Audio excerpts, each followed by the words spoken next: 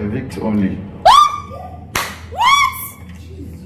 Jesus! DJ Flo, I believe, you talked a lot about how you have sponsored Zion to this show. You know, you are the reason why he's here. He even needs this show more than you. So I just want to find out, it looks like from your statement, you were giving everything. Is there anything in it for you from him? I mean, I have a beautiful relationship with Zion. It didn't sound that way. You seem very over it.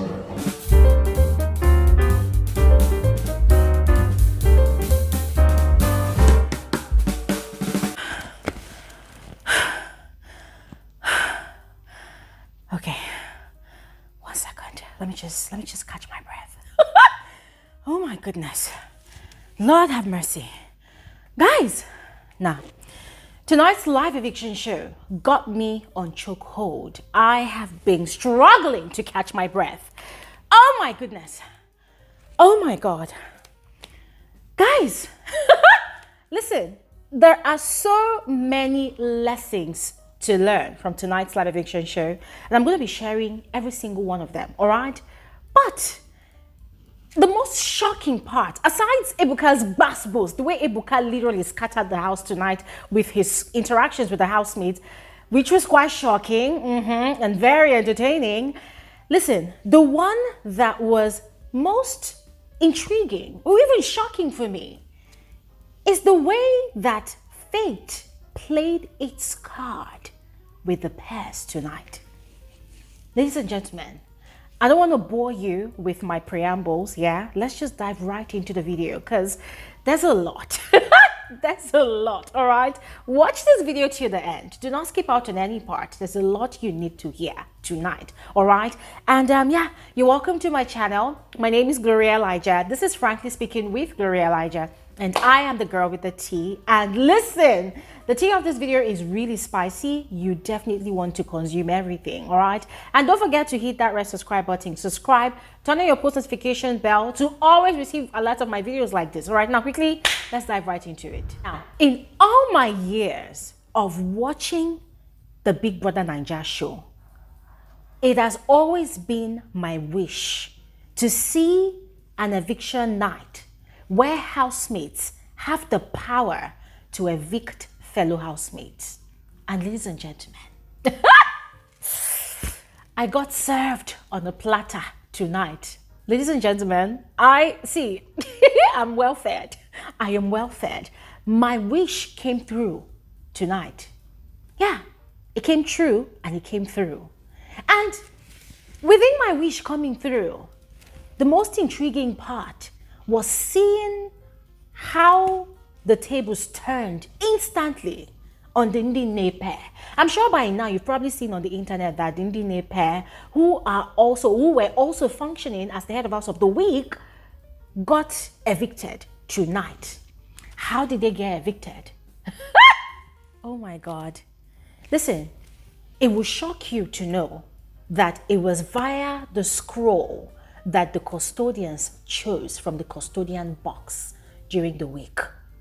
The scroll said, evict only.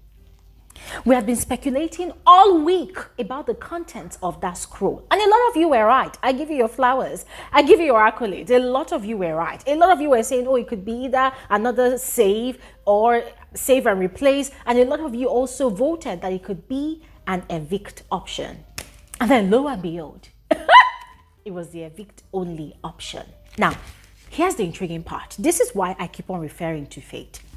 If you all recall last week's eviction show, right? The events that played out. You all recall the Ndi Nne pair at that time were the custodians of the week, the first custodians of the season. The scroll they had picked contained save only. And who did they save? Which pair did they save last week? Which pairs were nominated for possible eviction last week? Now, amongst nominated pairs, the Streets pair were standing for eviction. There was the Radicals. I can't remember the other pairs that were also standing, but those two pairs, they were standing. Oh, Checkers pair were also standing. Now, if you recall vividly, The way the entire house had actually treated the street spare guys, it was so distasteful. They had treated those boys like they were outcast, like they did not belong in the house, because almost everybody were going to console the checkers pair, that's Onyeka and Chizoba. We're going to console them and to wish them well and to pray for them that they do not leave that Sunday, that night. Yeah. The street spare were looking miserable. These two guys, they were lost in their own world. Luckily for them, they had escaped eviction that Sunday, as the housemates who were not nominated for possible eviction had the power to, nominate the pair that they wanted to see leave the house. And because Damilola already stepped on toes that week, the Tammy pair were evicted. And then that night, that Sunday night, the housemates had played the custodian challenge, and then lo and behold, the street pair, comprising of Toby and his partner Mayo, they had emerged the custodians of that week. Ladies and gentlemen, what are the odds that these same people that were not saved last week Sunday emerged custodians of the week, and then the people that had the power to save them but did not save them, even though they were not evicted though, yeah, but the people that had the power to save them but did not save them were also possessing a position of power this week, but the position did not have immunity, and so it made them vulnerable and open to eviction. And so what happened? The tables turned. The street spare used their power to evict the Ndi Nne pair tonight. Ladies and gentlemen, my God. You see, if you've never seen a real life interpretation of karma, this is just an example of it. Yeah. Now, I'm quite sad for the Ndi Nne pair, but that was so predictable. I kind of predicted that, these people, they're going to evict the Ndi Nne pair. Well, I mean, because for them, it's fair that they did not save them last week, so hey, why should people be saved as well? So they evicted them. And the Ndi Nne pair were shocked.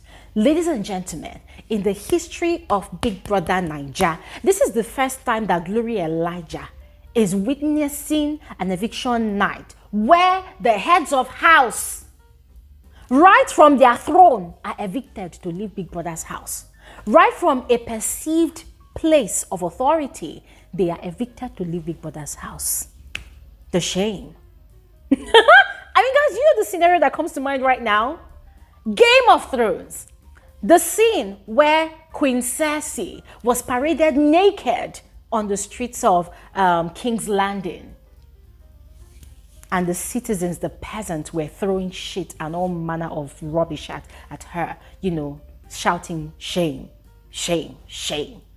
Although the Ndi Nne pair's one was quite, clean. Nobody was shouting shame at them. The housemates got up that stage and then they gave them hugs before they left the house. But this is quite shocking.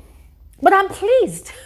I am pleased because, this is what I've always wanted. I've always fantasized about, people getting evicted by housemates, housemates getting evicted by housemates. And now it has finally happened. And now I can rest easy tonight. Besides the turn of events tonight, I was also looking forward to seeing if that scroll was going to contain a save. I really wanted to see who the custodians were going to save. If Mayo was going to influence Toby's decision for them to save the Flourish pair because of Ruthie. I was also looking forward to seeing if the whole house, or rather the ones that are actually immune tonight, I was looking forward to seeing if they would have nominated the Zinwe pair, for eviction tonight. But that did not happen. So, ladies and gentlemen, let me know your thoughts in the comment section below as we move on to Ebuka's interactions with the housemates tonight. Now, ladies and gentlemen, the way Ebuka was dressed tonight, you see that's his red outfit, the way he was looking like one devil's advocate. Let's not forget that Ebuka is also a lawyer. It looked like Ebuka was ready to go and burn down Big Brother's house. All that so-called connections and alliances that the housemates have formed, all the kumbaya, hi, hello. Ebuka literally went to go and put petrol, burnt everything down. So he started his questions with Nne. Started with Nne. Now, he reminded her of a conversation that she was having with the Mbadiwe twins about a situation that involved Chinne and what are Chinwe, yes. And according to how Ebuka put it, Nne had been very quick to conclude that Chinwe was at fault in that situation, without even hearing what exactly transpired between Chinwe and the other warring party. You know, the way Nne had just suddenly concluded that Chinwe was a problem. Ebuka had asked her, why did she think that way? Now, the girl was actually taken aback. And according to her, she can't really remember. But if at all she had actually said that, then it is because of how the situation had presented itself. That was why she had drawn that conclusion. And quite frankly, I do not really blame her because, ladies and gentlemen, most of the fights that have happened in the house, Chinwe, most like 99% of the time, Chinwe is always the fire starter. Yeah. Ebuka also drilled Chinwe about her damning statements about her relationship with Zion, especially the part where she repeatedly declared that she was the one sponsoring Zion, you know, brought him to the house. It was because of her that the guy was in the house. So Ebuka's question to her was, what is it for her in that relationship if really she's the one doing all of these things, sponsoring? And guys, it was so funny the way Chinwe all of a sudden gained selective amnesia. In fact, she was literally stuttering at some point. Ebuka, what I'm actually trying to say, I said, babe, calm down. Breathe. Breathe. Calm down before you explode. Calm down. Calm down. We're not about to crucify you. Just calm down. She said what she actually meant is that she held his hand. Guys, ladies and gentlemen, come on. We heard everything that she said. And the way she responded to that question, we know that she was just trying to cover her face, you know, just save face. And Zion was kind of smiling, but I'm like, nah. I cannot wait for these people to come out of the house so that Zion will hear everything in particular that this girl said. But that is their own problem, shall yes. But also, as much as Ebuka addressed that part, I was also sort of disappointed that he did not address the part where the Zinwe pair had called Nelly a pussypreneur, disguising to be a chef, you know, a hookup girl, a prostitute. That part really hurt me, but I'm going to let it slide because it has happened, it has happened. Ebuka also questioned Ruthie about the things that she had said about Wani. Now, the way he put it was, oh, Ruthie, you pride yourself in being very vocal about things that happen around you. So why haven't you yet confronted Wani about your complaints to your partner, DJ Flo, that the exact same things that she was accusing Onyeka of and fighting Onyeka of, that Onyeka is rude, disrespectful, and stingy with food? Why haven't you confronted her yet and told her to her face? And ladies and gentlemen, see here, my respect for Ruthie went, like, if it was on 50 before, it's increased to 70, because this girl, she stood by her words. She did not stutter. She did not put water in her mouth to say anything. She responded. She said, yes, she said it. That she has even told Wani before. And if Wani does anything again like that, she's going to call Wani out. Like, why wouldn't she call Wani out? Like, who is she? I say, hey, bring it. That's what I'm talking about. Not all these housemates that we have seen over the seasons, you know, that will come and be forming selective amnesia. I'm like, I cannot remember saying that. Ruthie did not. She said, yeah, she said it. She owned it with her foot. I say, yes, girl. Yes. And speaking about Ruthie, I was watching her all evening, you know, when Ebuka had announced the nominated housemate for possible eviction tonight. Ebuka had actually mentioned the Zinwe pair, the Flourish pair, there was the Radicals, and then there was the Ndi Nne pair before the custodians had actually executed their responsibilities for the night. And I was just watching Ruthie's body language and her countenance, and you could tell that though she was kind of scared, but in a way, you could see that confidence in her that, okay, I've really invested a lot in this relationship with Mayor, so I'm keeping my fingers crossed to see if it's going to work out tonight or not. Yes. So, ladies and gentlemen, I was really looking forward to seeing that part, you know, seeing what was going to happen with that part. But, yeah, things happened the other way. Yeah. Ebuka had also questioned Mayor about the statement he made to his partner, Toby, about Suge being a negative energy, that the guy comes with negative vibes. So Ebuka had asked him, you know, where that was coming from. I really loved the composure that Suj possessed. The guy didn't even blink. He didn't even frown, nothing. The guy was just there. He was waiting to hear the gist. And Mayor looked like he was sort of shrinking, like he did not see it coming. He did not expect that Ebuka was going to throw that question at him, you know, just like out him just like that. And the response he gave, quite frankly, I think the guy had to try to, you know, remedy the situation immediately. So he did not give those sharp-edged responses or explanations that he had actually shared with his partner Toby, because he actually said a lot worse. So what he had said tonight was that that it just felt like maybe Suj did not like him because during the week there was one time he and his partner Toby, they were rejoicing over something, and when he turned around he caught Suj's eyes that it looked like Suj was looking at them with disdain or something. So he now felt like maybe the guy did not like them. I say, wow, Mayor, I actually thought you had more balls than that.